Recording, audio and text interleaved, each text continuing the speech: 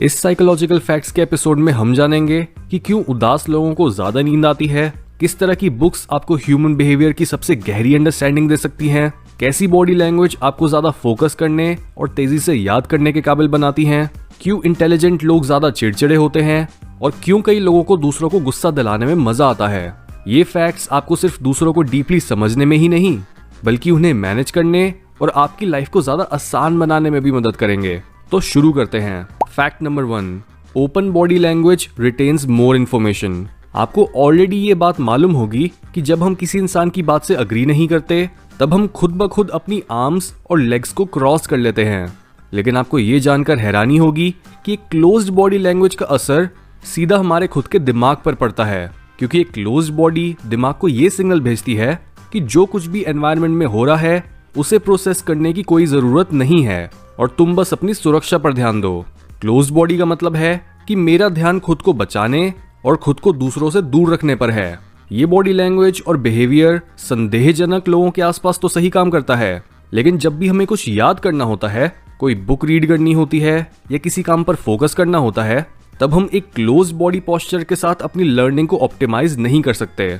इसलिए जब भी आप पढ़ने या कोई जरूरी काम करने बैठो तो अपनी आर्म्स और स्पेशली लेग्स को एक दूसरे पर क्रॉस करके नहीं बल्कि उन्हें सीधा रखकर बैठो। इससे आप कंसंट्रेट भी ज्यादा अच्छे से कर पाओगे और आपको ज्यादा चीजें ज्यादा लंबे समय तक याद रहेंगी। Fact number 2, intelligent people are easily irritated. ये एकदम सच है कि जो भी इंसान ज्यादा इंटेलिजेंट होता है वो दूसरे लोगों से बहुत इजिली इरिटेट या गुस्सा हो जाता है। चाहे ये इंटेलिजेंट इंसान एक हाई लेवल कॉलेज प्रोफेसर हो जो अपने स्टूडेंट्स को अच्छे से ट्रीट ना करता हो और खड़ूस बना रहता हो, या एक इंटेलेक्चुअल जो दूसरे लोगों को अपने से नीचे समझता है जस्ट बिकॉज वो उनसे ज्यादा इंटेलिजेंट है। ऐसा इसलिए होता है क्योंकि इंटेलिजेंट होना सीधा सीधा जुड़ा हुआ है एक स्ट्रॉन्ग ईगो होने से।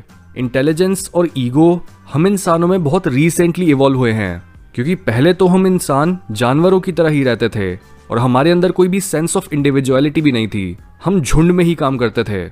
लेकिन जैसे जैसे हमारे अंदर बुद्धि विकसित होने लगी वैसे वैसे हमारी इंडिविजुअलिटी यानी ईगो भी स्ट्रांग होने लगी, जिस वजह से एक इंसान जितना ज्यादा इंटेलिजेंट होगा उतना ही उसके अंदर मैं भी ज्यादा होगी।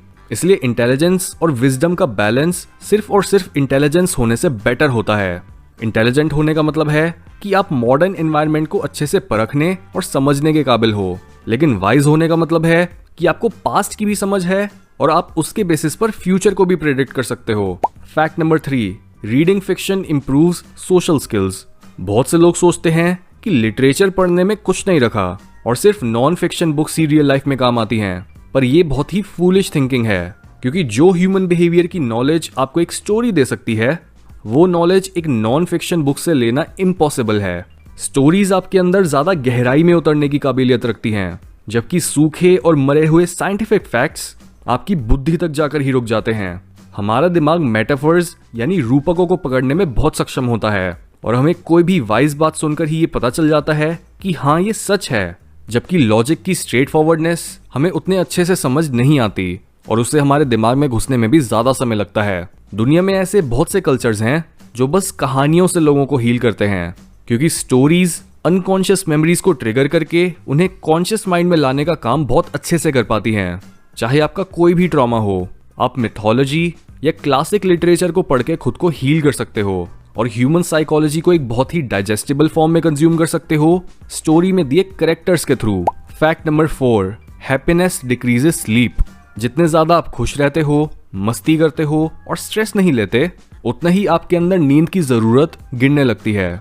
जबकि दूसरी तरफ जब आप दुखी रहते हो, बहुत ज्यादा स्ट्रेस लेते हो या कुछ भी ऐसा काम नहीं करते जिससे आपको खुशी मिले, तो आपकी नींद की जरूरत ऑटोमेटिकली बढ़ने लगती है। ऐसा इसलिए होता है क्योंकि लंबे समय तक दुख और तनाव हमारी बॉडी को स्ट्रेस केमिकल से भरे रखते हैं। इन केमिकल्स की वजह से हमारा शरीर बहुत घिसता है और अपने आप को सुरक्षित रखने के लिए बहुत मेहनत लगाता है।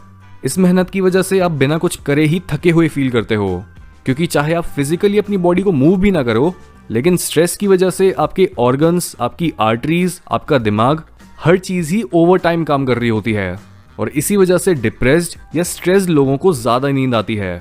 Fact number 5, some people can learn more through anger.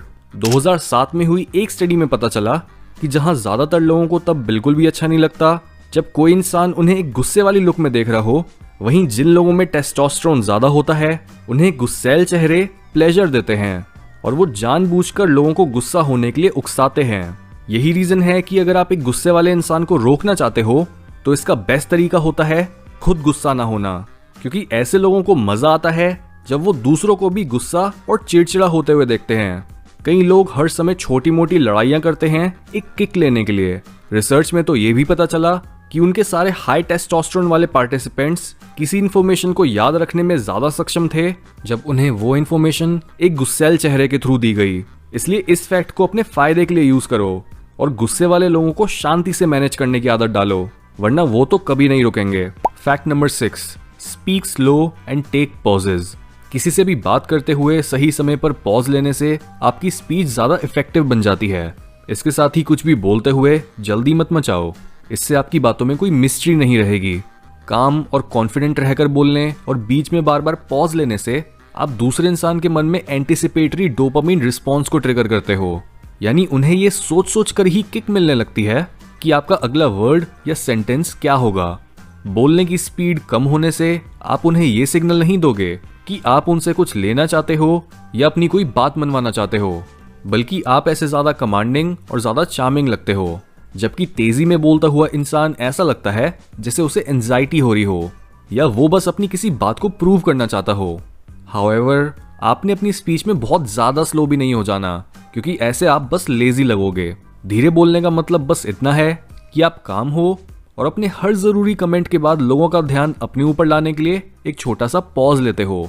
Fact number 7, hate is better than apathy.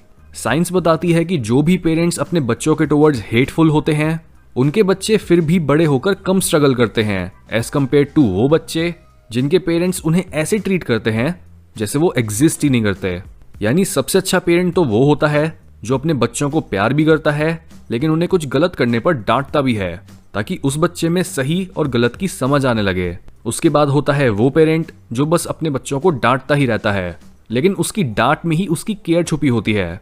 ये चीज हमने अपने how to deal with haters वाले एपिसोड में भी डिस्कस करी थी कि कैसे हेट और लव में ज्यादा डिफरेंस नहीं होता।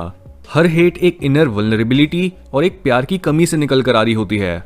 इसी वजह से ये चीज पेरेंटिंग में भी ऑब्जर्व करी गई है कि इवन एक हेटफुल पेरेंट भी एक ऐसे पेरेंट से बेटर होता है जो अपने बच्चों की केयर ही नहीं करता।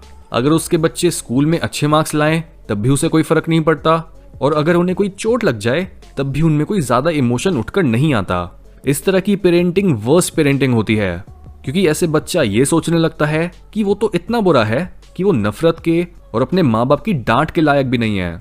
इसलिए अगर आपको भी कोई इंसान हेट करता है तो आपको उसके पीछे की साइकोलॉजी पता होना बहुत जरूरी है, ताकि आप उनके हेट के पीछे छुपी चोटों और केयर को देख पाओ, बजाय बस लोगों को उनके बाहरी रूप में जज करने के।